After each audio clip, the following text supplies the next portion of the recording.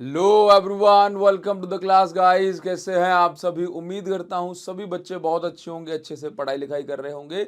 आज इस वीडियो में आपके लिए लेकर के आए हैं चैप्टर 5 क्लास 12th फिजिक्स के previous year question magnetism and matter से। देखो, मैं आपको बता दूं, एकदम सिंपल सा ये चैप्टर है और उससे भी सिंपल क्वेश्चंस इसके प्रीवियस ईयर क्वेश्चन में पूछे जाते हैं।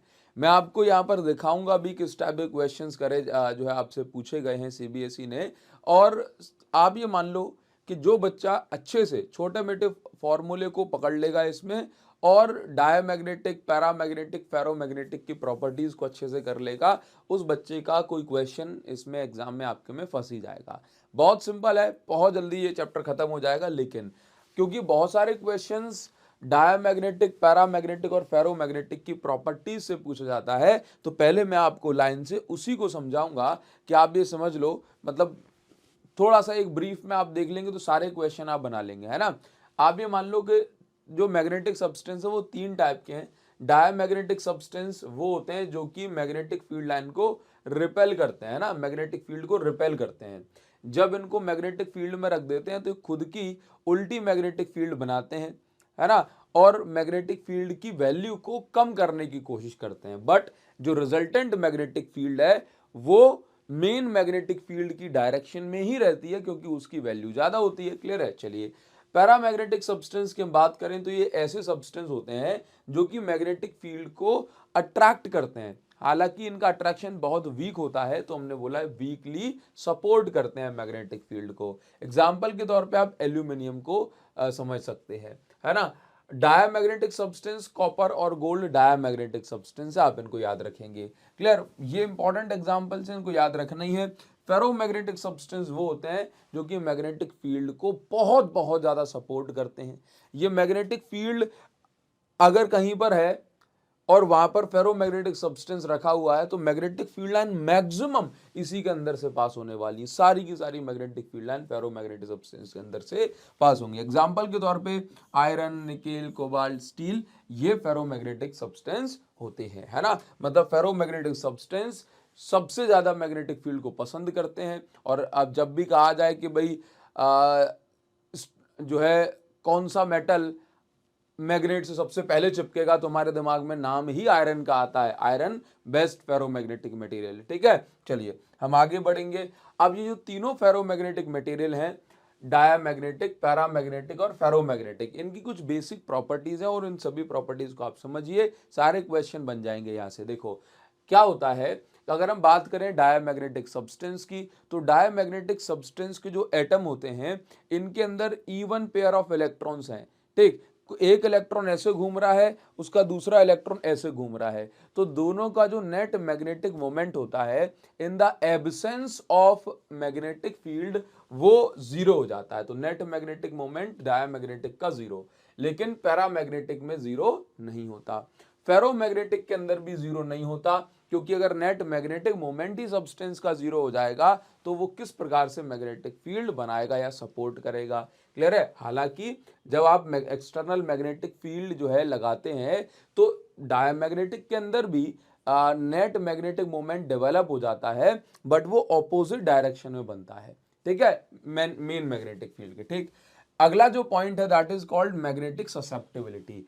मैग्नेटिक ससेप्टिबिलिटी का मतलब यह हुआ कि कौन सा सब्सटेंस मैग्नेट को फास्ट रिस्पॉन्ड करता है। क्या करता है? कितने फास्ट रिस्पॉन्ड करता है ना, कितनी जल्दी एक्शन में आता है। ठीक है, इसी को आपने बोला मैग्नेटिक ससेप्टिबिलिटी। तो देखो मैंने क्या कहा, अगर हम बात करेंगे डायमैग्नेटिक की, तो डायमैग्नेटिक सब्सटेंस जो होते हैं वीकली रिपेल करते हैं। ये मैग्नेटिक डायमैग्नेटिक सब्सटेंस है, यहां से मैग्नेटिक फील्ड आई तो ये इसको रिपेल करेगा, मतलब अपनी मैग्नेटिक फील्ड बनाएगा ऑपोजिट डायरेक्शन में। मतलब रिस्पॉन्ड तो कर रहा है, कम रिस्पॉन्ड कर रहा है, लेकिन कहां कर रहा है? ऑपोजिट डायरेक्शन में। तो हमने बोला ऑपोजिट डायरेक्शन के लिए नेगेटिव साइन, लेकिन बहुत थोड़ा सा रिस्पॉन्ड कर रहा है, तो नेगेटिव तो है लेकिन कम वैल्यू में नेगेटिव है। ठीक है, अच्छा।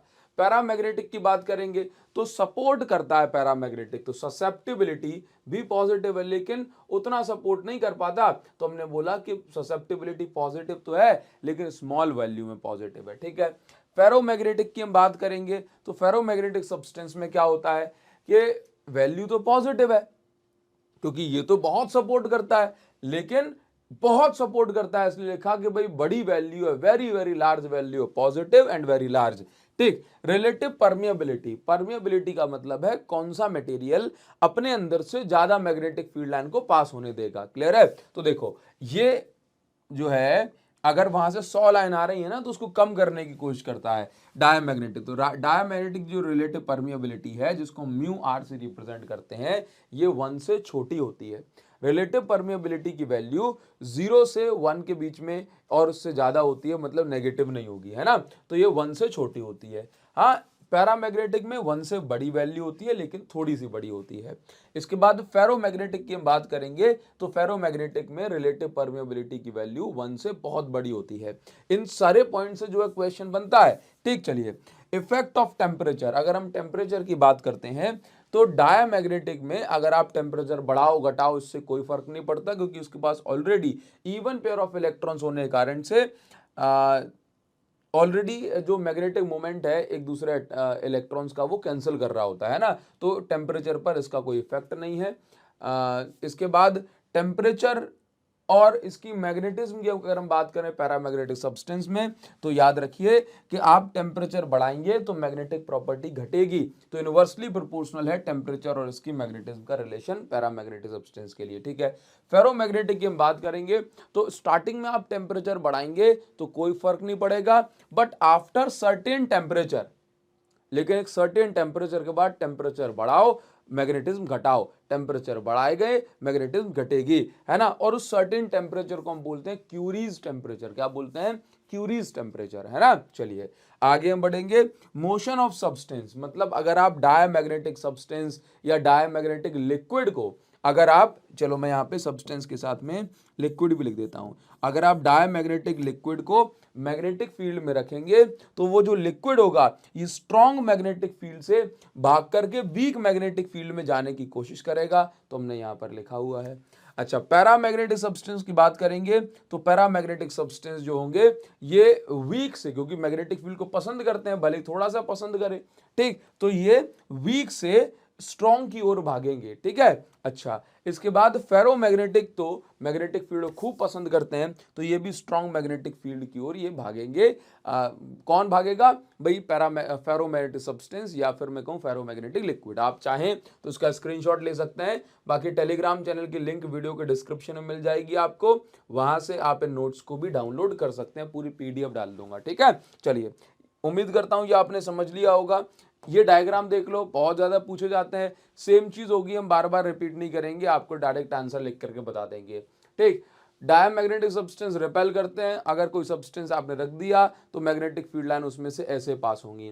ठीक है, ये देखो रिपेल हो रही है, मुड़ रही है। इसके बाद पैरामैग्नेटिक सब्सटेंस के लिए मैग्नेटिक फील्ड लाइन अंदर से तो पास हो रही है लेकिन कम पास हो रही है, जबकि फेरोमैग्नेटिक सब्सटेंस होगा तो ये मैग्नेटिक फील्ड लाइन बहुत ज्यादा इसके अंदर से यानी क्राउडेड हो जाएंगी और इस तरह से पास होंगी। ठीक है। चलिए आगे बढ़ेंगे और क्वेश्चन देख लेते हैं कि फर्स्ट क्वेश्चन हमें क्या मिल रहा है। ठीक है। चलिए, तो फर्स्ट क्वेश्चन हमें मिल जाएगा कुछ यहाँ पर, देखो ये मिल गया एकदम फॉर्मूला बेस्ड क्वेश्चन, जिसमें हमें दिया जा रहा है कि एक बार मैग्नेट है जिसके डायपोल मोमेंट की वैल्यू है m वेक्टर, है ना, और ये इनिशियली कहाँ है? Parallel to the direction of uniform magnetic field. In this position magnitude of torque and force acting on both respectively. देखो ये कहा जा रहा है कि आपके पास एक बार मैग्नेट है, ये मान लो ये साउथ है ये नॉर्थ है, तो मैग्नेटिक मोमेंट की डायरेक्शन हो गई from south to north. Clear? ये जो मैग्नेटिक मोमेंट है ये मैग्नेटिक फील्ड के जो है पैरेलल है, ऐसा यहाँ पे कहा जा रहा है। तो आपको बताना है टॉर्क कितना लगेगा, तो टॉर्क का फॉर्मूला mb sin थीटा। अब क्योंकि यहाँ पे दोनों पैरेलल हैं, m वेक्टर और b वेक्टर, तो यहाँ पर ये वैल्यू हो गई 0। ठीक है, तो tau is equal to mb sin 0, mb sin 0। तो टॉर्क कितना निकल के आ गया? टॉर्क निकल के आ गया 0। पैरेलल मैग्नेटिक फील्ड सुनोगे देखोगे तो डायरेक्ट ही आप लिख देंगे। क्लियर है? नाउ ये चीज हो गई। इसके बाद आपको समझना है, तो टॉर्क तो 0 हो गया। अब इसी प्रकार से ये देखो कि इस पे नेट फोर्स कितना लगेगा। ये जो मैग्नेट, ये बार मैग्नेट पे नॉर्थ पोल पे उस साइड फोर्स लगेगा, साउथ पे उस साइड इधर फोर्स लगेगा। तो इसका मतलब ये हो गया कि यहाँ पर फोर्स, नेट फोर्स भी 0 है और टॉर्क भी 0 है, तो ये हमारा करेक्ट आंसर हो जाएगा। क्लियर है? बहुत सिंपल है, इतने ही सिंपल और बहुत सिंपल क्वेश्चन इस चैप्टर के अंदर आपको मिलेंगे। ठीक, आगे हम बढ़ेंगे और नेक्स्ट जो है ये आपको मिल जाएगा, विच of the following statement is correct, कौन सा स्टेटमेंट करेक्ट है। ठीक, इसमें क्या सारी बातें दी हुई हैं, magnetic field line do not form close loop, ये तो इनकरेक्ट है भाई साहब, क्योंकि magnetic field line close loop बनाते हैं। कैसे समझते हैं कि ये देखो, ये साउथ है, ये नॉर्थ है, ये नॉर्थ से मैग्नेटिक फील्ड लाइन निकली, साउथ में गई। ठीक, अगर यहीं पे रुक जाती तो बोलते कि ये लूप क्लोज नहीं हुआ, अभी साउथ से वापस कहाँ जाती हैं, नॉर्थ में, तो हम बोलते हैं मैग्नेटिक फील्ड लाइन तो क्लोज लूप बनाती हैं, तो ये स्टेटमेंट गलत है। मैग्नेटिक फील्ड लाइन साउथ से स्टार्ट होके एंड नॉर्थ पे एंड हो जाती है, ये लाइन भी गलत है। इसके बाद अगली बात क्या दी हुई है, tangent at any point on magnetic field line represent the direction of magnetic field line, ठीक है। ठीक, और ये देखो फोर्थ वाला तो गलत दिया ही है कि दो मैग्नेटिक फील्ड लाइन जो है एक दूसरे को कट कर सकती हैं, ये गलत पॉइंट दिया है। तो सही कौन सा है, सी, सी हमारा सही पॉइंट है। देखो इसमें क्या है, इसमें आपसे ये कहा जा रहा है कि आप किसी भी पॉइंट पर अगर आप टेंजेंट ड्रॉ करेंगे तो ये आपको मैग्नेटिक फील्ड लाइन की डायरेक्शन बताएगा, बिल्कुल सही बात है, उसमें गलत क्या है ना। और एक और प्रॉपर्टी हम जानते हैं कि दो मैग्नेटिक फील्ड लाइन एक दूसरे को कभी कैंसिल नहीं करेंगी, क्योंकि अगर कैंसिल करेंगी तो एक पॉइंट पे दो टेंजेंट हो जाएंगे, तो एक पॉइंट पे मैग्नेटिक फील्ड की दो direction, that is not possible. ठीक है, तो ये चीज छोटे बच्चों को भी पता होगी, उम्मीद करता हूं कि आप उस छोटे बच्चे में से होंगे। ठीक है, कमेंट सेक्शन में बताना कि हाँ सर मैं वही छोटा बच्चा हूं जिसको ये सारी बातें पता है। अभी हम आ जाएंगे नेक्स्ट क्वेश्चन पर, और नेक्स्ट क्वेश्चन असर्शन रीजन वाला हमें दिया हुआ है। अब इस क्वेश्चन में क्या दिया जा रहा है, एकदम सिंपल, क्या दिया है, poles of bar magnet can not be separated, कह रहा है कि बार मैग्नेट के दोनों पोल को आप अलग नहीं कर सकते। सही बात है कि ये गलत बात है। क्या आप बार मैग्नेट या कोई सी मैग्नेट के नॉर्थ और साउथ पोल को अलग अलग कर सकते हो, आंसर क्या है, नहीं कर सकते। तो यही तो उन्होंने लिखा है, कैन नॉट बी सेपरेटेड, ठीक है। इसके बाद क्या है, इसके बाद उन्होंने लिखा हुआ है magnetic monopoles do not exist, क्यों नहीं कर सकते, एग्जिस्ट क्यों नहीं कर सकते, क्योंकि मैग्नेटिक मोनोपोल्स यानी कि अकेला नॉर्थ और अकेला साउथ पोल एग्जिस्ट ही नहीं करते, इसलिए आप अलग नहीं कर सकते। ये बात भी सही लिखी है। तो असर्शन और रीजन दोनों सही है, एक दूसरे को एक्सप्लेन कर रहे हैं। तो इसका मतलब ये हो गया कि यहाँ पर जो हमारा सही आंसर है वो कौन सा हो जाएगा, सही आंसर ये हो जाएगा, both assertion and reason are true and reason is correct explanation of assertion. ठीक है, चलिए आगे बढ़ेंगे। नेक्स्ट क्वेश्चन क्या दिया हुआ है, नेक्स्ट क्वेश्चन में आपसे पूछ लिया गया कि भाई चार प्रॉपर्टीज लिख दो मैग्नेटिक फील्ड लाइन की, तो वो चारों प्रॉपर्टीज हमने ये लिख रखी हैं। ठीक भाई, पहली प्रॉपर्टी क्या है कि outside magnetic field, outside bar magnet, जो मैग्नेटिक फील्ड लाइन है ये नॉर्थ से साउथ जाती हैं, इनसाइड कहाँ जाती हैं, साउथ टू नॉर्थ, ये ठीक है। इसी तरह से हमने अभी अभी जस्ट ये भी समझ लिया कि magnetic field line close loop नहीं बनाती। ठीक, तो मैग्नेटिक फील्ड लाइन फॉर्म्स, हाँ sorry, magnetic field line forms close loop बनाती हैं, क्योंकि नॉर्थ से निकल के साउथ में और वहां पर रुकती नहीं है और ये लगातार घूमती रहती हैं। इसके बाद नेक्स्ट क्या है, दो मैग्नेटिक फील्ड लाइन कभी एक दूसरे को इंटरसेक्ट नहीं करती। नेक्स्ट क्या है कि magnetic field line exist inside every magnetized material, हर जो मटेरियल जिसके जो मैग्नेटाइज हो रहा है उसके अंदर भी मैग्नेटिक फील्ड लाइन बनने लगती हैं। ठीक है, तो ये 4 पॉइंट होगा, ये आपको समझ के चलना है। नेक्स्ट अभी हम आगे बढ़ जाएंगे और अगला क्वेश्चन जो हमें दिया जा रहा है, इस क्वेश्चन में क्या है जरा एक बार चेक कर लेते हैं। देखो मतलब आप ये देख लो कि एकदम बेसिक थ्योरेटिकल पॉइंट्स के साथ साथ बहुत छोटे छोटे फॉर्मूले जो हमने पढ़े हैं उस पर आपका न्यूमेरिकल पूछा जाएगा। हाँ देखो क्या दिया हुआ है, यहां पर लिखा हुआ है a bar magnet of magnetic moment 6 joule per tesla, magnetic moment दिया है, मतलब आपको m की वैल्यू दे दी गई 6 जूल पर टेस्ला। इसके बाद दिया है is aligned at an angle 60 degree with uniform magnetic field, theta की वैल्यू यहाँ पे 60 डिग्री ले ली, और मैग्नेटिक फील्ड कितनी दे दी गई 0.44 टेस्ला, तो B is equal to 0.44 tesla, ये मैग्नेटिक फील्ड आपको यहाँ पर दे दी। After that calculate the work done in turning the magnet to align its magnetic moment, आपसे कहा जा रहा है कि ये जो मैग्नेट है वो कुछ इस प्रकार से रखी हुई है कि ये नॉर्थ, ये साउथ, और ये जो एंगल है मैग्नेटिक फील्ड का ये बन रहा है, थोड़ा सा इसको और घुमा देते हैं, तो एंगल जो बन रहा है ये बन रहा है 60 डिग्री। ठीक है, ये मान लो कितना एंगल बन रहा है 60 डिग्री। तो कह रहा है कि आपको यहां पर क्या है, कितना वर्क करना पड़ेगा कि ये घूम करके अलाइन हो जाए मैग्नेटिक फील्ड के। ठीक, तो देखो मैग्नेटिक फील्ड के अलाइन करना है आपको मैग्नेटिक फील्ड की डायरेक्शन में, तो जब इस पे ऐसे फोर्स लगेगा तभी तो ये नॉर्थ नीचे जाएगा। तो इसका मतलब है देखो वर्क डन का फॉर्मूला होता है M B cos theta one minus cos theta two, M B cos theta one minus cos theta two. बस ये देखो समझो, यहाँ पे एंगल दिया है थीटा वन की वैल्यू 60 डिग्री। जब ये मैग्नेटिक फील्ड में अलाइन हो जाएगी बार मैग्नेट तो एंगल कितना हो जाएगा 0 डिग्री। तो आपको समझना है कि वर्क डन का फॉर्मूला यहाँ पर आ गया, ये क्या है एम बी है, क्या है एम बी।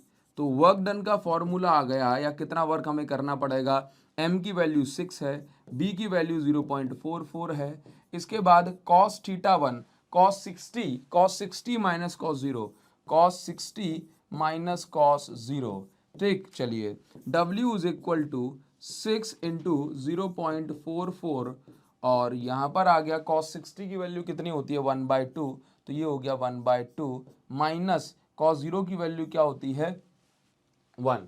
ठीक, तो यहाँ पर ये जो वैल्यू आ जाएगी ये कितनी आ जाएगी, ये वैल्यू आ जाएगी हमारे पास 6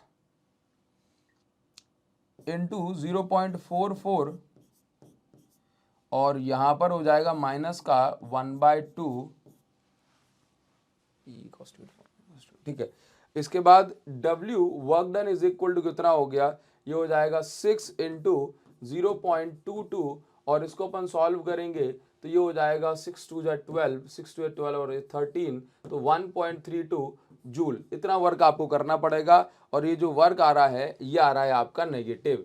ठीक है, वर्क कैसा आ रहा है, वर्क आ रहा है ये नेगेटिव। नेगेटिव वर्क का मतलब क्या है, देखो जरा, the work done in turning magnet to align magnetic moment. ठीक है, तो ये जो वर्क है नेगेटिव है, मतलब ये वर्क किसने करा है, ये वर्क फील्ड ने किया है। ठीक, हमने नहीं किया ये वर्क। ठीक, तो ये हमारा वर्क डन की वैल्यू हो गई और आप इसको लिख सकते हैं W जो मैग्नीट्यूड हमने निकाला है दैट इज 1.32 जूल। ठीक है, ये हमारा आंसर हो जाएगा। इसके बाद हम नेक्स्ट क्वेश्चन में पहुंचेंगे और यहाँ पर देखेंगे कि यहाँ पर क्या लिखा है, नॉर्मल टू मैग्नेटिक फील्ड। अगर आपको इसको मैग्नेटिक फील्ड के नॉर्मल यानी कि परपेंडिकुलर बनाना है तो यहाँ पर थीटा टू की जो वैल्यू होगी ये पार्ट 2 का आंसर हो जाएगा। अगर आप इसको क्या चाहते हैं कि आप इसको घुमा के मैग्नेटिक फील्ड के परपेंडिकुलर बना दें नॉर्मल टू फील्ड, तो यहाँ पर फॉर्मूला बनेगा W is equal to M B cos theta one की वैल्यू 60 है माइनस कॉस 90 अगर आपको इसको करना है, तो ऐसे केस में वर्क जो आ जाएगा दैट इज 6 इंटू 0.44 कॉस 60 की वैल्यू 1/2 चलेगी और यहाँ पर जो वर्क होगा ये कितना हो जाएगा, ये हो जाएगा हमारे पास प्लस का 1.32 जूल। ये हो गया। पार्ट थर्ड में क्या दिया है, ऑपोजिट टू मैग्नेटिक फील्ड। अच्छा एक मिनट, ए तो हो गया ये। अच्छा, ये ए पॉइंट हमने ये अभी निकाला। इसके बाद ये पार्ट 1 यहाँ पे दे दिया, ये हमने निकाल लिया। इसके बाद opposite to magnetic field, opposite to, अगर आपको इसको मैग्नेटिक फील्ड के ऑपोजिट डायरेक्शन में ले जाना है, मतलब आप ये चाहते हैं कि इसको 60 डिग्री से इसको 120 डिग्री घुमा दिया जाए। कितना, 60 डिग्री से घुमा के इसको 180 डिग्री तक पहुंचा दिया जाए। मतलब आप ऐसा मान लें, अगर आप इसको एक बार और देखना पढ़ना चाहते हैं क्वेश्चन को, अब इसने पूछा ऑपोजिट टू मैग्नेटिक फील्ड के ऑपोजिट ले जाना है, तो ऑपोजिट ले जाएगा मतलब थीटा वन की वैल्यू कितनी है 60 डिग्री, थीटा टू की वैल्यू कितनी होगी, ये होगी 180 डिग्री। क्लियर, तो W is equal to M B cos 60 minus cos 180।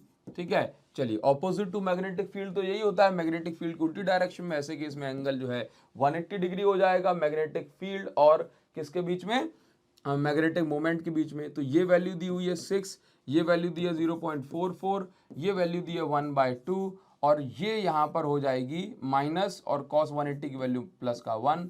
ठीक है, तो W is equal to 6 into 0.44 into में आ जाएगा 3/2। क्लियर है, यहाँ पर ये देखो 2 से ये कट गया 3 आया, तो 3 3 जा 9, 9 का इंटू 0.44 से करेंगे तो ये आ जाएगा W is equal to 36 39 3.96 joule. बताइए जरा, समझ में आया ये? ठीक, एकदम सिंपल है, उसमें कुछ भी नहीं है। इसके बाद इसी में एक और पार्ट दे दिया, torque on the magnet in final orientation. बोला फाइनल पॉइंट में कितना टॉर्क लगेगा मैग्नेट पे, वो आपको निकालना है। ठीक, तो यहां पर टॉर्क फाइनल वाले पॉइंट पे जब ये 180 डिग्री पे अलाइन हो जाएगी, torque on final orientation, final orientation, final orientation में कितना टॉर्क लगेगा, तो ऐसे केस में थीटा की वैल्यू 180 डिग्री हो जाएगी। तो tau is equal to M B sine 180 put करने पे आंसर आएगा टाउ इज इक्वल टू 0। तो फाइनल ओरिएंटेशन पे 0 टॉर्क लगेगा। आप इसका पूरा स्क्रीनशॉट ले सकते हैं, देन हम आगे बढ़ जाएं। देखिए नेक्स्ट क्वेश्चन हमें दिया हुआ है, इसको बी ना समझे, ये नेक्स्ट क्वेश्चन है। ठीक है, तो नेक्स्ट क्वेश्चन हमें क्या दिया हुआ है कि एक बार मैग्नेट है जिसका मैग्नेटिक मोमेंट कितना है 3 एम्पियर मीटर स्क्वायर। याद रखो मैग्नेटिक मोमेंट की यूनिट कहाँ से बनाई जाती है, फॉर्मूला होता है m is equal to NIA। Number of turns की कोई यूनिट नहीं होती, I क्या है एम्पियर और A क्या है एरिया, मतलब मीटर स्क्वायर। ठीक, तो देखो a bar magnet of dipole moment 3 ampere metre square. ठीक, डायपोल मोमेंट कह रहा है, मतलब मैग्नेटिक मोमेंट कहा जा रहा है यहाँ पे, मैग्नेटिक डायपोल मोमेंट। देखे तो देखो m की वैल्यू क्या दे दी यहाँ पे 3 एम्पियर मीटर। समझ लेते हैं क्या कंडीशन है। देखो इसके बाद कहा जा रहा है rest with its centre on A frictionless pivot, a force capital F is applied at right angle to the axis of magnet 10 centimeter from the pivot. It is observed that an external field 0.25 Tesla is required to hold the magnet in equilibrium at an angle 30 degree with the field। भाई साहब बड़ी देखो खतरनाक सी situation दे दी आपको, एकदम simple है लेकिन एक बार मैग्नेट हम कंसीडर कर लेते हैं। लेट्स से ये बार मैग्नेट है। ठीक, ये बार मैग्नेट हो गई, ये साउथ आप इसको मान ले, ये पॉइंट नॉर्थ हो गया। With it centre on frictionless pivot, मतलब ये एक इस तरह से बार मैग्नेट हमने टिका दी है। क्लियर है? आगे क्या दिया हुआ है, a force capital F is applied at right angle to the axis of magnet. ठीक, 10 सेंटीमीटर फ्रॉम द पाइवोट। मान लेते हैं कि एक फोर्स F है जो कि इस पे इस प्रकार से लगाया जा रहा है, जो कि इस पाइवोट से 10 सेंटीमीटर की दूरी पर है, मतलब इस पॉइंट से। आगे क्या कहा जा रहा है, आगे आपसे कहा जा रहा है इट इज ऑब्जर्व्ड दैट, ये माना गया, इट इज ऑब्जर्व्ड दैट, या सॉरी ये देखा गया कि जो एक्सटर्नल मैग्नेटिक फील्ड है 0.25 टेस्ला यहां पर लगाई जा रही है। ठीक, लगा देते हैं, बट उससे पहले आगे भी लिखा है कि भाई जो मैग्नेटिक फील्ड है 30 डिग्री पर है।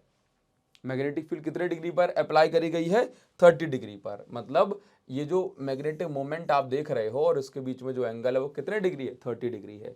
तो यहां पर मैं लिख देता हूं इस प्रकार से बी। क्लियर? तो अभी आप यहां पर ये समझो कि एक्चुअल में क्या हो रहा है, एक्चुअल में यहां पे ये हो रहा है कि ये कितना एंगल बना, ये एंगल बना 30 डिग्री।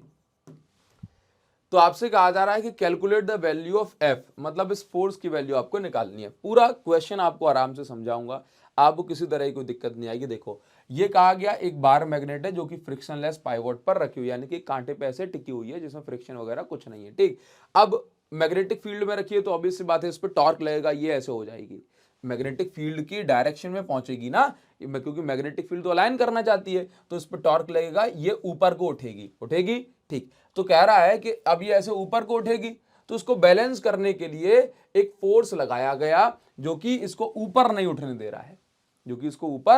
दे रहा है, तो आपको इसी फोर्स की वैल्यू निकालनी है। फिर कह रहा है कि अगर आप इस फोर्स को हटा देंगे तो फिर क्या फर्क पड़ेगा सिस्टम पे, वो आपको बता देना है। बहुत सिंपल सी बात है, अगर आप क्वेश्चन समझ गए तो इसके सॉल्यूशन में कोई दिक्कत नहीं है, तो इस क्वेश्चन में कोई दम नहीं है। जो बच्चा क्वेश्चन नहीं समझा वो तो बस वो नहीं इसको कर पाएगा, बाकी तो एकदम सिंपल है। देखो तो यहां पर आपसे कहा जा रहा है इस फोर्स की वैल्यू निकालनी है, तो इसका मतलब ये जो टॉर्क लग रहा है इसको बैलेंस कौन कर रहा है, ये वाला फोर्स कर रहा है। अब फोर्स क्योंकि ये परपेंडिकुलर डिस्टेंस पर है, तो हम इसको ये बोलें कि भाई साहब ये भी एक टॉर्क लगा रहा है। ठीक, जो कि क्या कर रहा है, इसको रीस्टोर करने की कोशिश कर रहा है। तो मैं यहाँ पे ऐसे बोलूंगा, यहाँ पे दो टाइप के टॉर्क लग रहे हैं। एक है डिफ्लेक्टिंग टॉर्क जो कि इसको घुमाने की कोशिश कर रहा है, और एक है रीस्टोरिंग टॉर्क जो कि इसको रोकने की कोशिश कर रहा है, रीस्टोरिंग टॉर्क। अब क्योंकि ये इसी कंडीशन में अभी है तो हम ये बोलेंगे दोनों टॉर्क एक दूसरे को बैलेंस करे हुए हैं। तो डिफ्लेक्टिंग टॉर्क जो मैग्नेटिक फील्ड लगा रही है वो कितना है, एम बी साइन थीटा। अब थीटा की जगह हमने रख दिया साइन 30। और रिस्टोरिंग टॉर्क जो यहाँ पे लग रहा है वो परपेंडिकुलर है 90 डिग्री पे, ये 90 डिग्री पे है ना, तो हम ऐसा बोलेंगे ये फॉर्मूला एफ आर साइन 90, तो एफ इंटू आर, और ये साइन 90 हो जाएगा। साइन 90 की वैल्यू 1 होती है। ठीक, तो एम बी साइन 30 की वैल्यू 1/2 है। एम की वैल्यू कितनी दे दी, 3। मैग्नेटिक फील्ड कितनी, 0.25। साइन 30 की वैल्यू 1/2। फोर्स की वैल्यू ये हमें निकालनी है। आर की वैल्यू यहाँ पे कितनी, पाई वॉट से 10 सेंटीमीटर। साइन 90 की वैल्यू हमें पता है। ठीक है, इसके बाद यहाँ पर क्या करेंगे, देखो यहाँ पर हम ऐसा करेंगे कि ये जो है फोर्स ही तो निकालना है, तो ये हो गया 25 × 75, ठीक, और ये आ गया 0.75 आ गया। ठीक, अपॉन में कितना है, अपॉन में है 20 इज इक्वल टू एफ। ये 10 नीचे आ गया तो 20 बन गया। बताओ कोई प्रॉब्लम है, नहीं है। ये सब कुछ दिया है, 3 है, 0.25 है, 1/2 है, तो 25 × 75, डेसिमल सही लगा दिया अपन ने। डिवाइड कर देंगे इसको तो ये आना चाहिए अपने पास, वैसे आता 3.75, अब आएगा 0.375, और ये न्यूटन, ये फोर्स आ गया। बताओ जरा, सही है? कैलकुलेशन वगैरह में कोई दिक्कत, वैसे तो कोई दिक्कत नहीं है। ठीक है, चलिए आगे बढ़ जाएंगे और नेक्स्ट क्वेश्चन में पहुंचेंगे। ठीक है, फिर हम आगे बढ़ेंगे।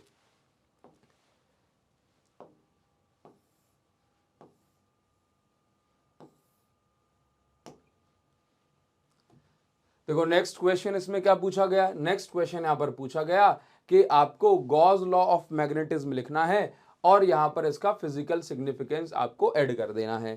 ठीक है, देखो मतलब इसकी इंपॉर्टेंस क्या है। तो गॉस लॉ ऑफ मैग्नेटिज्म में ये कहता है कि यदि हम किसी भी क्लोज्ड बॉडी की बात करें तो इसके अंदर जो नेट मैग्नेटिक फ्लक्स होगा वो जीरो लिंक होगा। क्यों सर? क्योंकि कोई भी हम मैग्नेटिक सब्सटेंस लें तो उसमें नॉर्थ पोल और साउथ पोल एक ही जगह पे होंगे, है ना। एक ही जगह का मतलब उस बॉडी में नॉर्थ पोल भी होगा, साउथ पोल भी होगा।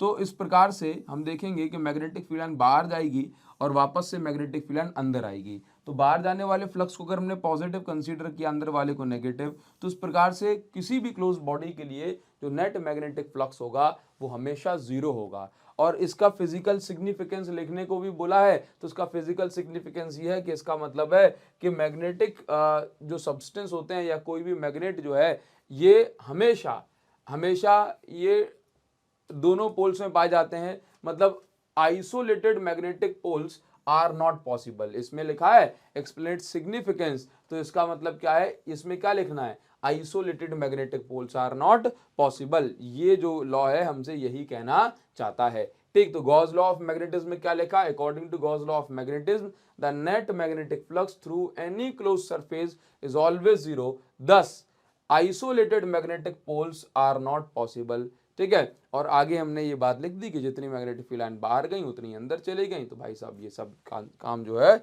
जीरो हो गया। ठीक, आगे हम बढ़ेंगे और नेक्स्ट क्वेश्चन देखो क्या दिया जा रहा है। अब आपसे पूछ रहा है कि किसकी परमिएबिलिटी, अब ये देखो ये बेसिक क्वेश्चन होगा जो हमने ऑलरेडी डिस्कस कर लिए हैं। कह रहा है किसकी परमिएबिलिटी, क्या पूछा है, विच of the following has its permeability less than that of free space. अब फ्री स्पेस की परमिएबिलिटी तो 1 होती है ना।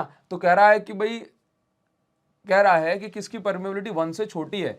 तो एक्चुअल में आप ये देखो कि यहां पर 1 से छोटी परमिएबिलिटी किसकी है, तो आप ये समझेंगे कि ये जो कॉपर आप देख रहे हो, कॉपर जो है ये डायामैग्नेटिक सब्सटेंस है। तो डायामैग्नेटिक सब्सटेंस की रिलेटिव परमिएबिलिटी किससे जो है छोटी होती है, 1 से। तो यहाँ पर करेक्ट आंसर हो जाएगा। एल्यूमिनियम यहाँ पर कैसा सब्सटेंस है, एल्यूमिनियम यहाँ पर पैरामैग्नेटिक सब्सटेंस है, निकेल फेरोमैग्नेटिक सब्सटेंस है, कॉपर भी यहाँ पर पैरामैग्नेटिक सब्सटेंस है। तो फिर सॉरी कॉपर क्लोराइड। ठीक, तो ये कैसा हो जाएगा, डायमैग्नेटिक, और इसकी परमिएबिलिटी रिलेटिव परमिएबिलिटी 1 से छोटी होती है। ठीक है, आगे हम बढ़ेंगे। अच्छा नेक्स्ट यहाँ पर दिया हुआ है थोड़ा सा ये मैं आपको बता दूं कि थोड़ा सा कंफ्यूजिंग है, वैसे तो कंफ्यूजिंग जरा भी नहीं है। देखो इसमें क्या पूछा जा रहा है कि which of the following can not modify an external magnetic field as shown in figure. क्या कहा जा रहा है कि यहां पर देखो मॉडिफाई जो टर्म यूज होगा ना वो किस लिए होगा, ये हमारे पास डायमैग्नेटिक सब्सटेंस है, मैग्नेटिक फील्ड लाइन ऐसे आई, तो मान लो कि इसने इसको ऐसे घुमा दिया, मैग्नेटिक फील्ड लाइन जो आई इसने क्या करा, इसने इसको ऐसे मॉडिफाई कर दिया, बैंड कर दिया ना। तो क्वेश्चन के अकॉर्डिंग इसमें क्या लिखा है, ऐसा कौन सा सब्सटेंस है इन चारों में से जो ऐसा मैग्नेटिक फील्ड लाइन को इस प्रकार से मॉडिफाई नहीं कर सकता, नहीं कर सकता ये कह रहा है। तो भाई साहब निकेल जो है, निकेल फेरोमैग्नेटिक सब्सटेंस है, फेरोमैग्नेटिक सब्सटेंस है जो कि मैग्नेटिक फील्ड को बहुत पसंद करता है। मैग्नेटिक फील्ड लाइन इसके अंदर से इनफेक्ट क्राउडेड होकर के जाएंगी, तो निकेल इसका सही आंसर हो जाएगा। अगर इस तरह के क्वेश्चन में कभी आप कॉपर पढ़ लें तो एक बार ये जरूर पढ़ लेना कि वहां पर क्या लिखा है। वहां पे ऐसा लिखा हो सकता है विच of the following material can modify this external magnetic field, मतलब इस प्रकार से एक्सटर्नल मैग्नेटिक फील्ड को मॉडिफाई कर सकता है, तो कॉपर हो जाएगा इसका आंसर। ठीक है, चलिए तो अब आप यहां पर देख रहे हो कि आपको एक बार लिस्ट बना लेना कि भाई कौन सा सब्सटेंस जो है फेरोमैग्नेटिक है, कौन सा आपका डायमैग्नेटिक है, कौन सा पैरामैग्नेटिक है। ठीक है, तो 10th का आंसर हो गया। अभी हम 11th की बात करेंगे, तो यहां पर आपको समझना है क्या पूछा जा रहा है, आपसे पूछा जा रहा है किसकी रिलेटिव परमेबिलिटी की वैल्यू किसकी रिलेटिव परमेबिलिटी की वैल्यू 0 से 1 के बीच में लाई करती है। तो याद रखो वाटर डायमैग्नेटिक सब्सटेंस होता है, इसकी रिलेटिव परमेबिलिटी की वैल्यू 0 से 1 के बीच में होती है, यानी कि 1 से छोटी। ठीक है, तो ये आपका करेक्ट आंसर हो जाएगा। आगे हम बढ़ जाएंगे तो देखो यहां पर आपको ये चीजें पता पड़ रही है कि रिलेटिव परमेबिलिटी की वैल्यू याद होना ही चाहिए आपको कि भाई किसकी वैल्यू कहां पे लाई कर रही है। कहने का मतलब अगर आप ये पता कर लोगे कौन सा मटेरियल डाया है, कौन सा पैरा है, कौन सा फेरो है, तो आपको ये क्लियरिटी अच्छे से हो जाएगी। अगला क्वेश्चन देखो क्या दिया हुआ है, अगले क्वेश्चन में लिखा है above curies temperature, curies temperature के बाद कौन सा मटेरियल या क्यूरीज टेम्परेचर के बाद इसमें से कौन सा स्टेटमेंट सही है। तो याद रखो क्यूरी टेम्परेचर ऐसा टेम्परेचर है जिसके बाद जो फेरोमैग्नेटिक सब्सटेंस है ये पैरामैग्नेटिक में कन्वर्ट होने लगता है, मतलब फेरोमैग्नेटिक सब्सटेंस की जो मैग्नेटिज्म है ये घटने लगती है। हमने आज इस वीडियो के स्टार्टिंग में भी पढ़ लिया था इस बात को। तो ये स्टेटमेंट सही है B, ferromagnetic material becomes paramagnetic after Curie's temperature. ठीक है, चलिए तो अभी हम आगे बढ़ेंगे और नेक्स्ट आपको दिया जा रहा है next question, magnetic field lines are. Magnetic field line क्या है भाई, देखो जरा, repelled by, weakly repelled by diamagnetic substance. ठीक है, एकदम सिंपल है। एक कभी इसमें 1 नंबर का पूछेंगे, कभी 2 नंबर का पूछेंगे। अभी यहां पर नेक्स्ट क्वेश्चन जो आपको दिया जा रहा है वो क्वेश्चन आपको बता देते हैं। देखिए magnetic susceptibility of magnesium at 300 kelvin is इतनी। सबसे पहले तो भाई साहब आपको मैग्नेटिक ससेप्टिबिलिटी का फॉर्मूला जो है याद होना चाहिए। ठीक, और टेम्परेचर के रिस्पेक्ट में देखो ससेप्टिबिलिटी, अब ससेप्टिबिलिटी का जो फॉर्मूला है ये अलग अलग, जैसे रिलेटिव परमेबिलिटी का फॉर्मूला ये होता है 1 प्लस ससेप्टिबिलिटी। ठीक, 1 प्लस ससेप्टिबिलिटी 1 प्लस IM, जिसको आप IM भी पढ़ते हैं। इसी प्रकार से ससेप्टिबिलिटी का फॉर्मूला क्या है ये आपको पता होना चाहिए। हाँ, किसके टर्म्स में ये देख लो। तो सबसे पहले यहाँ पर कहा जा रहा है कि मैग्नेटिक ससेप्टिबिलिटी मैग्नीशियम की 300 केल्विन पर इतनी दी गई है। तो किस टेम्परेचर पे ससेप्टिबिलिटी की वैल्यू 1.44 इंटू 10⁵ हो जाएगी। देखो यहां पर कहा जा रहा है कि जो भी पैरामैग्नेटिक सब्सटेंस होते हैं उसके लिए जो फॉर्मूला होता है कि भाई susceptibility is inversely proportional to temperature. जब हम ससेप्टिबिलिटी से यहां पर प्रोपोर्शनली साइन हटाते हैं तो एक कांस्टेंट आता है जिसको हम बोलते हैं क्यूरीज कांस्टेंट। तो फॉर्मूला ये बन गया ससेप्टिबिलिटी का। ठीक है, अब आप ये समझो कि मुझे यहां पर कहा जा रहा है कि ससेप्टिबिलिटी 300 केल्विन पे ससेप्टिबिलिटी की वैल्यू कितनी है 1.2 इंटू 10⁵। जब टेम्परेचर कितना था, जब टेम्परेचर था 300 केल्विन। ठीक, वो कह रहा है कि कितने टेम्परेचर पे T2 की वैल्यू आपको यहाँ पर निकालनी है। क्लियर है? देखो कितने टेम्परेचर पे ससेप्टिबिलिटी हो जाएगी 1.44 इंटू 10⁵ तो कुछ नहीं करना, आपको बस डिवाइड कर देना है दोनों इक्वेशंस का, है ना। तो आप देखो मैं ऐसा बोल सकता हूं कि ससेप्टिबिलिटी इज इक्वल टू होता है C/T। तो यहां पर मैं ऐसा बोल सकता हूं कि ससेप्टिबिलिटी जब 1.2 इंटू 10⁵ थी तो इक्वेशन बन गई C/T1 300 केल्विन। जब ससेप्टिबिलिटी की वैल्यू 1.44 10⁵ होनी है तो इक्वेशन बनेगी C/T2। क्लियर है? अब हम इसको सॉल्व करेंगे डिवाइड करके तो आंसर आ जाएगा आपका। ठीक है, सॉल्व कर देते हैं इसको। क्या दिया हुआ है, 10⁵ से ये कट जाएगा। ठीक है, और इसके बाद यहां पर ये बचेगा 1.2 तो 1/1.144। अच्छा एक बार और चेक कर लेते हैं। अगर हम इसको कैंसिल करेंगे 144 ये 1.44 1.2 डेसिमल हटाया, एक ये नीचे जीरो आ गया, है ना। तो 144 120 1 120 यहाँ पर 24 और ये आपके पास डेसिमल लगाया, हाँ तो 1.2 आ जाएगा ये। और इधर क्या बचा है, इधर बचेगा C/300 इंटू यहाँ पर हो जाएगा T2/C। C से C कट जाएगा तो यहाँ पर देखो कितना बचा, 300 ऊपर चला गया, 1.2 नीचे बचा है, C से C कट गया तो यहाँ बचा T2। ठीक है, अब T2 की वैल्यू क्या होगी ये आप मुझे कमेंट करके बता देना और इसका आंसर केल्विन में होना चाहिए। क्लियर है? ठीक, तो इसका स्क्रीनशॉट ले सकते हैं आप। अभी हम आगे बढ़ जाएंगे और नेक्स्ट क्वेश्चन में पहुंचेंगे। नेक्स्ट क्वेश्चन में क्या दिया जा रहा है, देखो फिर से सेम क्वेश्चन पूछ लिया। द मैग्नेटिक ससेप्टिबिलिटी, किस मटेरियल की ससेप्टिबिलिटी -0.5 होगी, तो ससेप्टिबिलिटी 1 से छोटी है। एक बात ये समझ में आई। दूसरी बात नेगेटिव है, तो नेगेटिव ससेप्टिबिलिटी किस मटेरियल की होती है, तो आंसर है डायामैग्नेटिक मटेरियल की होती है। नेगेटिव ससेप्टिबिलिटी डायामैग्नेटिक मटेरियल की होती है। इसका करेक्ट आंसर क्या हो जाएगा, डायामैग्नेटिक। ठीक है, आगे बढ़ेंगे। बोला एक प्रॉपर्टी लिखो पैरामैग्नेटिक सब्सटेंस की, तो वैसे तो हमने भर भर के सारी प्रॉपर्टीज लिख दी हैं, एक प्रॉपर्टी तो पूछी है, लिख देंगे। क्या लिखेंगे, पैरामैग्नेटिक मटेरियल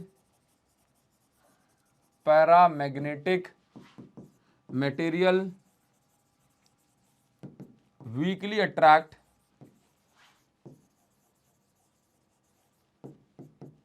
मैग्नेटिक फील्ड। ठीक है, बस हो गया काम, एक नंबर अब पूछा गया होगा। इसके बाद क्या दिया है, do magnetic substance have resultant magnetic moment. इसका आंसर हमने सबसे पहले पढ़ा था कि इनके पास कोई रिजल्टेंट मैग्नेटिक मोमेंट नहीं होता, आंसर है नो। ठीक, in the absence of external magnetic field, लेकिन जब आप मैग्नेटिक फील्ड अप्लाई करेंगे तो मैग्नेटिक मोमेंट बन जाएगा, but in the opposite direction of external magnetic field. ठीक है, आगे क्या दिया है, in what way is the behavior of diamagnetic material different from paramagnetic material when kept in external magnetic field। देखो क्या कह रहा है कि अगर आप डायमैग्नेटिक मटेरियल को जो है मैग्नेटिक फील्ड में रख देंगे और पैरामैग्नेटिक को भी मैग्नेटिक फील्ड में रख देंगे एक्सटर्नल, तो डायमैग्नेटिक और पैरामैग्नेटिक का जो बिहेवियर है वो कैसा है, तो या किस प्रकार से अलग है। तो आप लिखेंगे कि diamagnetic substance gets weakly magnetized in the opposite direction of external magnetic field but paramagnetic substance gets weakly magnetised in the same direction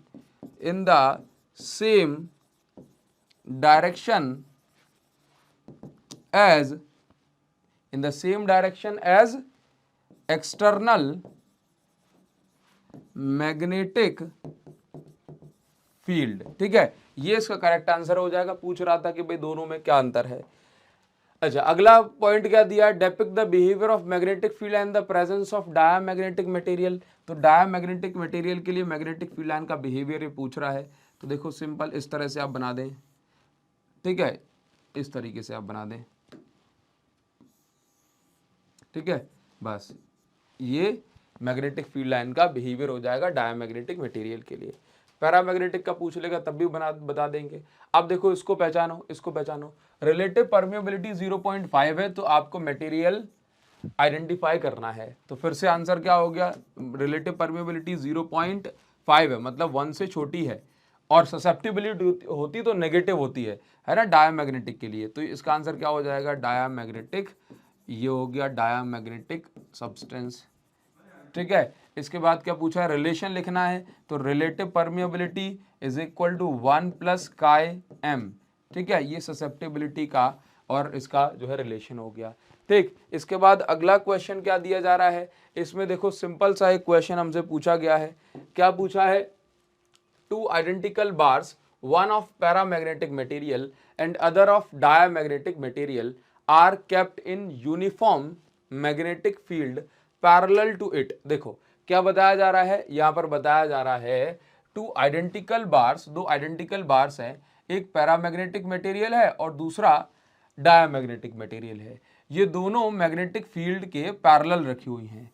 ठीक, ये कौन सी है, ये पैरामैग्नेटिक मान लो, ये भी मैग्नेटिक फील्ड के पैरेलल है, और ये मान लो डायामैग्नेटिक, ये भी मैग्नेटिक फील्ड के पैरेलल है। आगे कहा जा रहा है, draw the diagrammatically modifications in magnetic field pattern in each case. देखो सेम क्वेश्चन रिपीट हुआ है, तो बस आपको मैग्नेटिक फील्ड का मॉडिफिकेशन बता देना है। तो पैरामैग्नेटिक होगा तो आप क्या करेंगे, ये कुछ इस प्रकार से मान लो। पैरामैग्नेटिक के लिए आपको पता ही है, सेम मतलब इस तरीके से बना देना, बढ़िया सा देख दाख के। ठीक है, अच्छा जो है डायग्राम बनाओ कुछ इस प्रकार का। ये पैरामैग्नेटिक हो गया, डायामैग्नेटिक हो गया, ये साउथ है, ये नॉर्थ है, फिर इसके बाद ये साउथ, वैसे दिखाने की भी जरूरत नहीं है, दिखाना चाहे तो दिखा सकते हैं। और पैरामैग्नेटिक की हम बात करेंगे तो उसके अंदर से जो मैग्नेटिक फील्ड लाइन है ये इस प्रकार से पास हो रही होंगी। ये पैरा हो गया। बस ये था इस चैप्टर के अंदर, और कुछ भी इसमें खास अलग से नहीं है। अब इसमें 2 पॉइंट पूछे, पैरा और डाया में डिफरेंस, तो अब आप लिख सकते हैं। आगे बढ़ जाएंगे, अब 3 पॉइंट पूछे किस किस के बीच में, पैरा, फेरो और किस किस के बीच में, पैरामैग्नेटिक, डायामैग्नेटिक, फेरोमैग्नेटिक। जो पहले ही पेज पे हमने आज जो स्लाइड डिस्कस करी, जो टेबल बनी हुई थी, आप उसमें 3 कोई पॉइंट लिख सकते हैं। आगे बढ़ जाएंगे, अब इसमें क्या पूछा है, फिर से सेम बात पूछ रहा है कि भाई 0.9853 ये ससेप्टिबिलिटी है, identify the type of magnetic material. Susceptibility positive है। ठीक, तो ये जो मटेरियल है ये कैसा होना चाहिए, लेकिन 1 से छोटी है। ठीक, लेकिन ससेप्टिबिलिटी है तो पॉजिटिव, तो ये मटेरियल होना चाहिए आपके पास पैरामैग्नेटिक। ठीक है, और इसका जो पैटर्न है वो आप ड्रॉ कर सकते हैं। इसके बाद नेक्स्ट क्वेश्चन क्या दिया हुआ है, देखो ये सारे के सारे सेम क्वेश्चन है, इसलिए अब मैं दोबारा से लिख के नहीं बताऊंगा।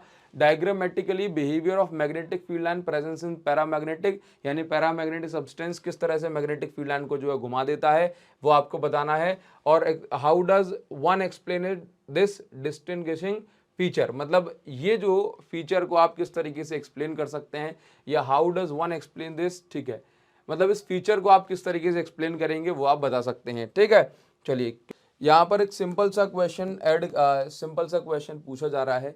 इस क्वेश्चन में क्या दे दिया कि स्टीडी करंट, ऊपर वाले में एक्सप्रेशन करना है, डेरिवेशन करना है, वो मैं इस वीडियो के एंड पे जोड़ दूंगा। ठीक, so that current carrying conductor behaves like, जो है current carrying solenoid behaves like bar magnet, obtain expression for magnetic field at external point line outside on the axis. देखो यहाँ पर ये वाले पहले वाले क्वेश्चन में आपको डेरिवेशन करना है, जिसमें आपको बताना है कि करंट कैरिंग सोलेनॉइड एक बार मैग्नेट की तरह एक्ट करता है। तो इसको मैं इस वीडियो के बीच में जोड़ दूंगा जो हमने पहले करा हुआ था, ठीक है। लेकिन इससे पहले हम आगे बढ़ेंगे इस क्वेश्चन पे, ठीक। देखो क्या दिया जा रहा है बी पार्ट में, स्टीडी करंट ऑफ 2 एम्पियर। यहां पे कह रहा है कि भाई एक 2 एम्पियर का करंट है, 2 एम्पियर करंट है जो कि सर्कुलर कॉइल में फ्लो हो रहा है, जिसमें जो टर्न्स हैं वो कितने हैं 5, और इस कॉइल की जो रेडियस है वो कितनी है 7 centimetre.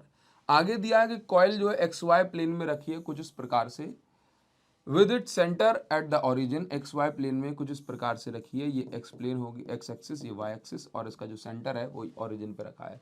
Find the magnitude and direction of magnetic dipole moment of coil.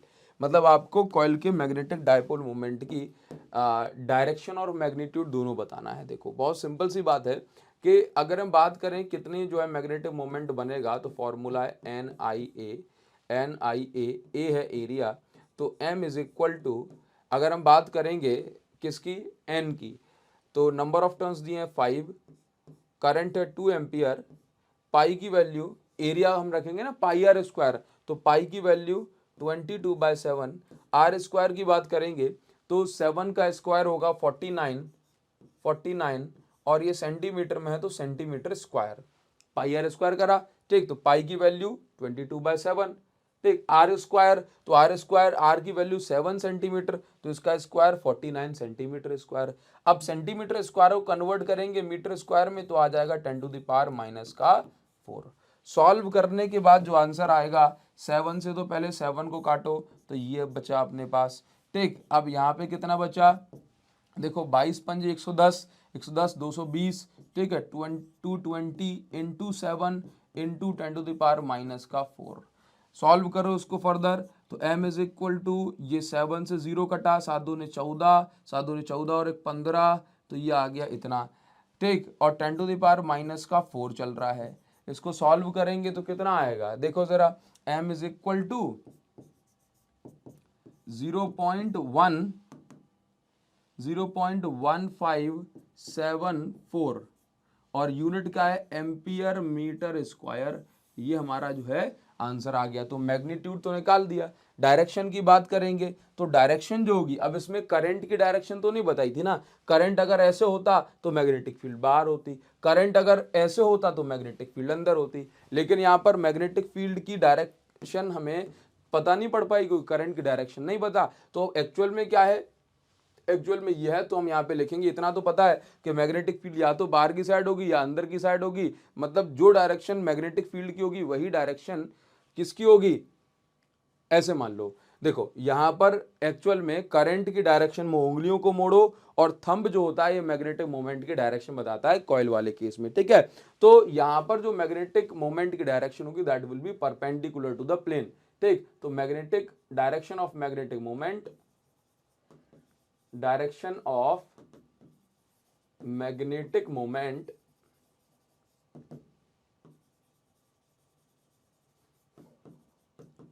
will be perpendicular to the center of coil, ठीक है। बस ये इसका आंसर हो जाएगा।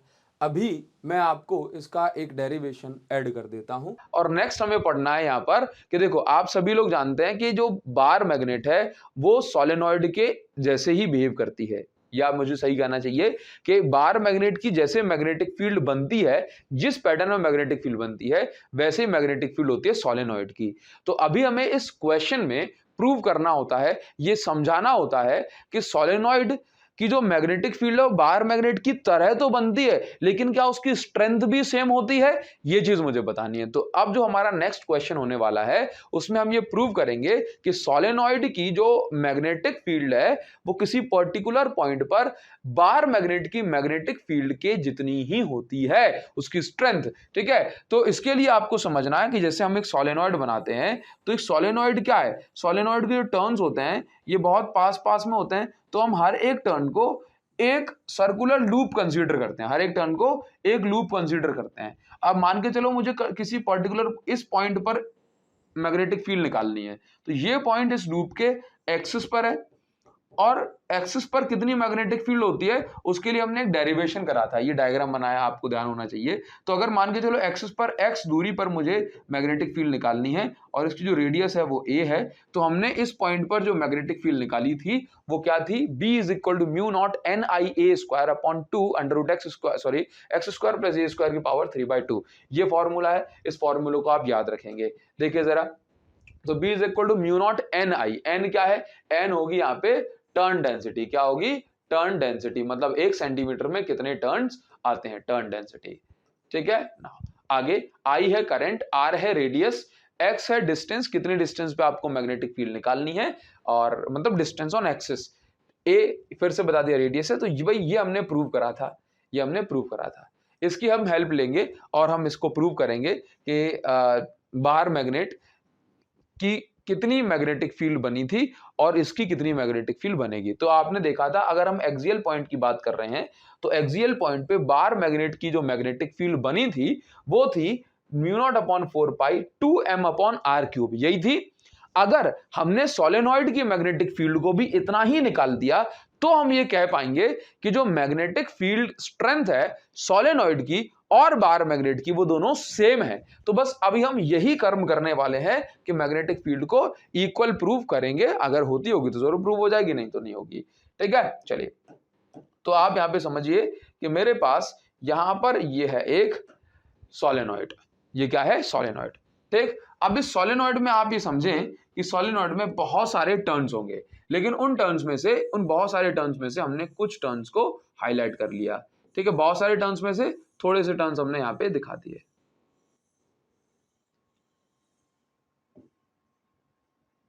ठीक, तो हमने माना कि देखो आप सभी समझते हैं कि सोलेनॉइड के एक एंड से मैग्नेटिक फील्ड लाइन निकलती हैं, तो लेट से एक एंड नॉर्थ हो गया और एक एंड साउथ हो गया। अब ये बीच का सेंटर हो गया, ये बीच का क्या हो गया, ये नॉर्थ पोल है, ये साउथ पोल है, ये बीच में सेंटर है। तो सेंटर से इस यहां तक की जो डिस्टेंस हो गई, ये डिस्टेंस हो गई l, और ये वाली जो डिस्टेंस हो गई ये डिस्टेंस भी हो गई l। तो टोटल डिस्टेंस जो हो गई ये डिस्टेंस हो गई 2l, क्या हो गई 2l। बताओ जरा, क्लियर है, ये हमने डिस्टेंस यहां पर दिखा दी। क्लियर नाउ, अभी समझिए आप यहां पे, अभी आप यहां पे समझिए कि हमने क्या कहा कि एक सोलेनॉइड जो होता है, अब इसकी भी रेडियस हमने क्या मान ली, एक सोलेनॉइड जो होता है वो कई सारे नंबर ऑफ टर्न से मिलकर के बना होता है। तो हमने कहा कि भाई ये जो हमने सैंपल के तौर पे यह छोटा सा एक टर्न्स हमने कंसीडर करा, ये कितनी डिस्टेंस पे कंसीडर किया, x, और ये जो टर्न्स हम कंसीडर कर रहे हैं इसकी थिकनेस हमने मान ली dx है, कितनी है, dx। अगर मैं कहता हूं कि 1 सेंटीमीटर में n नंबर ऑफ टर्न्स होते हैं जिसको मैं टर्न डेंसिटी कहता हूं, तो ये जो dx सेंटीमीटर में कितने टर्न्स होंगे, तो आप क्या बोलोगे, n इंटू dx। जैसे मैं कहता हूं 1 सेंटीमीटर में 4 टर्न है, तो 3 सेंटीमीटर में कितने होंगे, 4 इंटू 3 12।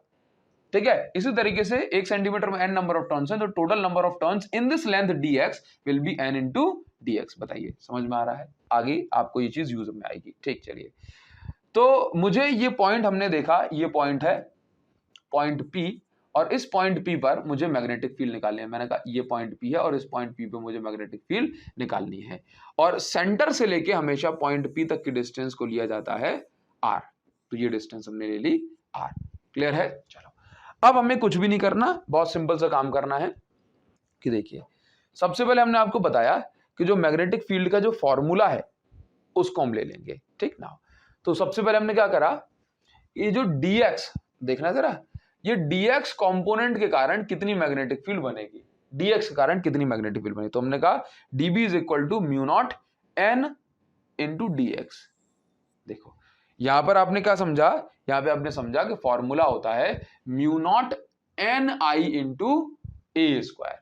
ठीक, लेकिन यहां पे तो क्योंकि इसकी तो कोई थिकनेस थी नहीं ना, लेकिन ये जो सोलेनॉइड हमने, ये जो पार्ट हमने कंसीडर करा उसकी थिकनेस है, तो हमने यहाँ पे क्या लिखा, n के साथ साथ n इंटू dx, क्योंकि जो भी टोटल टर्न्स होंगे इतनी dx में वो यहाँ पे कंसीडर हो गए। Now i into A square ये हमने कंसीडर कर लिया। अब देखिए 2 फॉर्मूला देखो जरा, फॉर्मूला क्या है, 2 ये upon x square plus A square. यहां पे समझना ये एक्स क्या है, एक्स है डिस्टेंस, एक्स क्या है डिस्टेंस, इस कॉइल से यहां तक की डिस्टेंस है।